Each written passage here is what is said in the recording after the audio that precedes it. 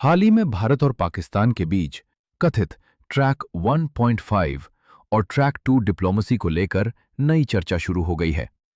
वजह यह है कि पिछले कुछ महीनों में लंदन, थाईलैंड, दोहा और कोलंबो में ऐसी बैठकों की खबरें सामने आई हैं जिनमें दोनों देशों के पूर्व अधिकारी, रणनीतिक विशेषज्ञ और कुछ सार्वजनिक जीवन से जुड़े लोगों की मौजूदगी की बात कही जा रही है।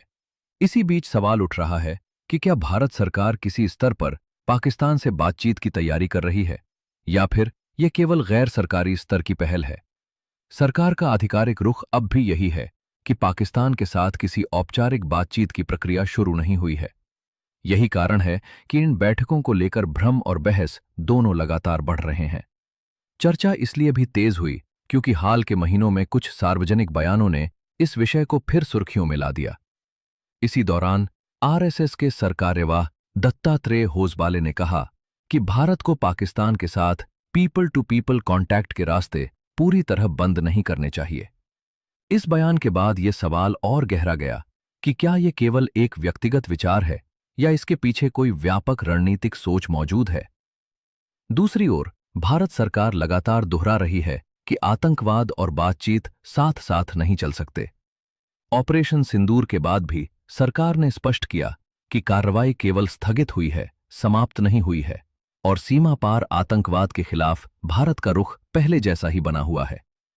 ऐसे माहौल में कोलंबो में आयोजित एक अंतर्राष्ट्रीय सम्मेलन में पूर्व सेना प्रमुख जनरल मनोज नरवणे और बीजेपी नेता राम माधव की मौजूदगी भी चर्चा का विषय बनी।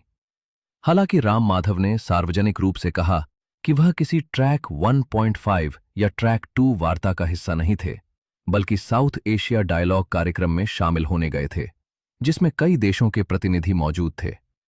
इसके बावजूद ये बहस जारी है कि ऐसी बैठकों का वास्तविक उद्देश्य क्या होता है और इनमें भाग लेने वाले भारतीय प्रतिनिधियों की भूमिका किस सीमा तक व्यक्तिगत होती है। भारत लंबे समय से ये कहता आया है कि पाकिस्तान के साथ सार्थक बातचीत तभी संभव है जब सीमा पार आतंकवाद पूरी तरह बंद हो, आतंकवादी ढांचे को समाप्त किया जाए और भारत के वांछित आतंकवादियों पर ठोस कार्रवाई की जाए। आलोचकों का तर्क है कि जब तक इन मूल मुद्दों पर बदलाव दिखाई नहीं देता, तब तक किसी भी प्रकार की बातचीत पाकिस्तान को अंतर्राष्ट्रीय स्तर पर राजनीतिक राहत दे सकती है।